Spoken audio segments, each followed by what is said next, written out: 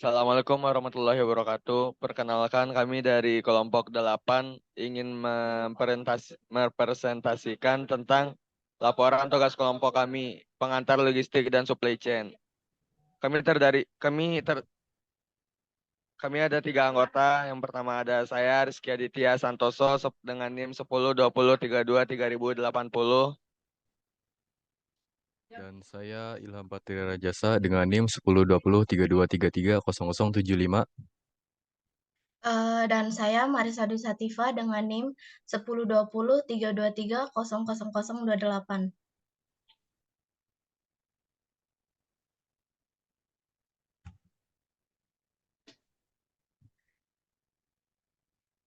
Next slide. Sudah. Baca.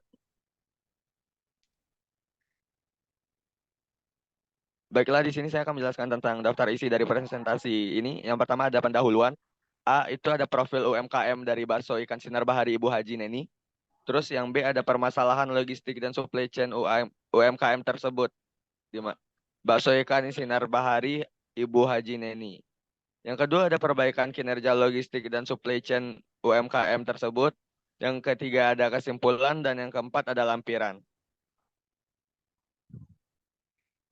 Nah, di bagian yang pertama ini ada pendahuluan A, di mana itu profil dari UMKM tersebut.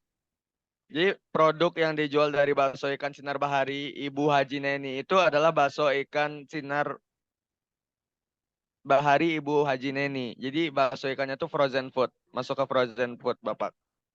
Terus lokasinya itu ada di Jalan Bojong Soang, RT 01, RW 04, Ranca Manyar, Kecamatan Bale Endah, Kabupaten Bandung, Jawa Barat 40375. Jadi target pasar dari si Ibu Haji Neni itu ada semua kalangan atau masyarakat umum. Terus produk yang ditawarkan itu frozen food berupa bakso ikan dengan beberapa varian.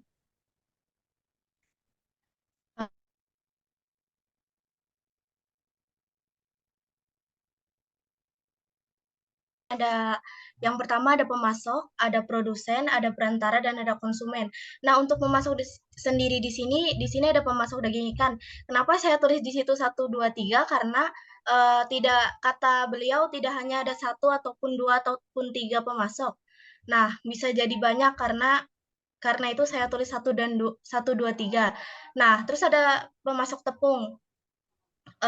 Selanjutnya di sini untuk kemasan, beliau ada pemasok plastik vakum, yang lainnya juga bahan lain di sini ada telur dan penyedap rasa.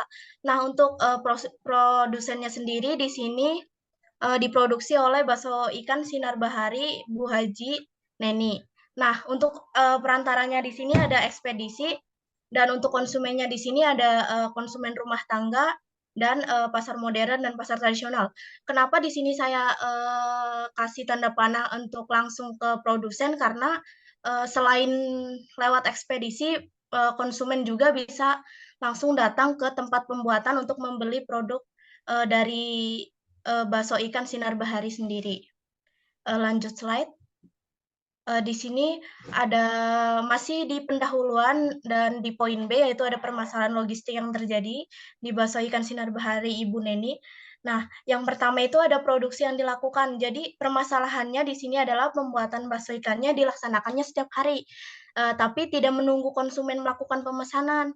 Jadi biasa kami wawancarai kemarin, beliau berkata bahwa mereka melakukan produksi terlebih dahulu di hari itu, selanjutnya akan dipasarkan gitu, tetapi tidak ada proses pemesanan. Nah, untuk data pendukungnya didapat secara langsung saat kami melakukan wawancara. Sumber datanya didapat secara langsung saat melakukan wawancaranya. Nah, untuk yang kedua di sini ada offline store-nya atau lokasinya. Kami di sini memakainya karena permasalahannya kurang memadai atau kurang tertata. Karena biasa konsumen rumah tangga datang secara langsung ke pabrik, menurut kami offline store-nya sendiri masih kurang memadai dan kurang tertata. Nah, datanya sendiri juga kami dapatkan secara langsung saat melakukan wawancara. Seperti itu, Pak. Silakan dilanjut oleh rekan saya, Ilham. Yang kedua ada perbaikan kinerja logistik dan supply chain UMKM. Nah, untuk permasalahan UMKM yang kami wawancarai tadi, bisa menggunakan manajemen science, yaitu penggunaan matematika dan statistika untuk memperoleh solusi optimal dari permasalahan yang real terjadi. Karena di sini permasalahan yang kami ambil adalah produksi yang dilakukan tanpa tahu ukuran penjualan pada hari di mana produk diproduksi. Jadi, demi mengatasi masalah yang akan terjadi, yaitu tingginya biaya inventory, kita dapat memperhitungkan jumlah produksi pada hari tersebut. Nah, dengan mengumpulkan terlebih dahulu pesanan pada hari sebelumnya dan memproduksi sesuai perhitungan pada hari berikutnya agar tidak ada produk yang tersimpan di gudang penyimpanan.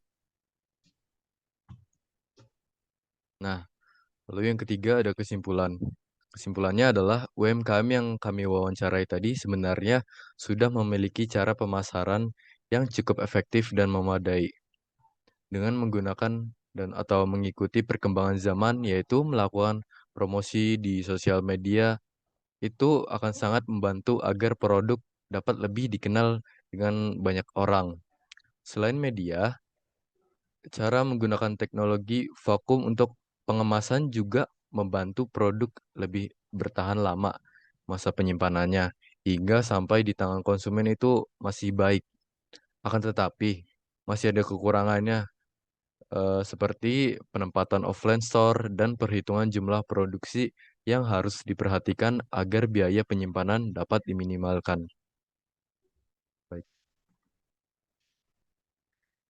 Di sini, saya ambil alih, di sini ada, poin terakhir yaitu ada lampiran. Nah, ini foto kunjungan kami ke UKM.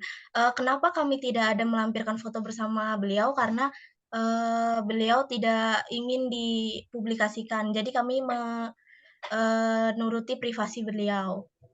Nah, sekian presentasi dari kelompok kami yaitu tentang, logistik,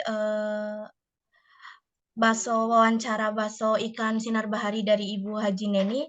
Jika ada kekurangan kami mohon maaf. Kami akhiri. Wassalamualaikum warahmatullahi wabarakatuh. Terima Waalaikumsalam. kasih Bapak. Sebelumnya bergabung di sana. Di sana sebelumnya di sana, cuma di sini beliau kan ini punya sendiri. Bagaimana Ibu mengatur pengiriman barang agar konsumen dapat menerima barang mereka dengan cepat dalam kondisi yang baik? Atau Ibu punya prosedur sendiri lah buat ngirim barang ke konsumen biar barangnya kualitasnya tetap terjaga, kondisi baik? Barang itu di press, kayak gitu, barang di press. Kalau barang di press itu harus terjamin. Ya, kalau misalkan pengen cepat gitu pakai bis, pasti barangnya coba di bal. Kalau misalkan pakai JNE, yang pakai Sony itu pasti barangnya di press. Alhamdulillah barangnya press semua. Kalau di press itu tahannya lama. Kalau di press pengiriman itu kan dikirim di TikTok, di Shopee juga, di Tokopedia juga. Tokopedia kan sama Shopee itu perjalanannya waktunya paling 3 kalau nggak sama 3 hari. 3 hari 4 hari kan itu barang harus press. Itu juga di kantongnya juga beda, kantongnya ada kualitas kantongnya juga beda. Karena kalau misalkan kantongnya kantong biasa itu cepat basi, cepat terbuka. Kalau misalkan barang plastiknya yang press, kalau TikTok kan itu mah perjalanannya jauh, ada yang ke Kalimantan, ke Sumatera gitu. Itu plastiknya harus plastik yang bagus, lebih mahal.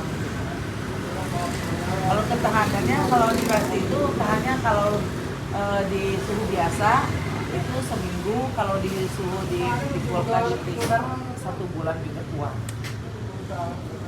Jadi plastik itu mempengaruhi juga plastiknya.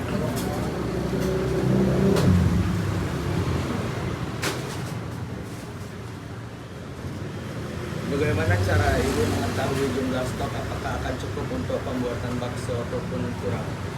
Kalau bakso itu nggak bisa dibilang cukup apa nggak cukup dan gimana pemasaran. Karena kan di sini itu jualnya eceran juga, dikirim juga. Kalau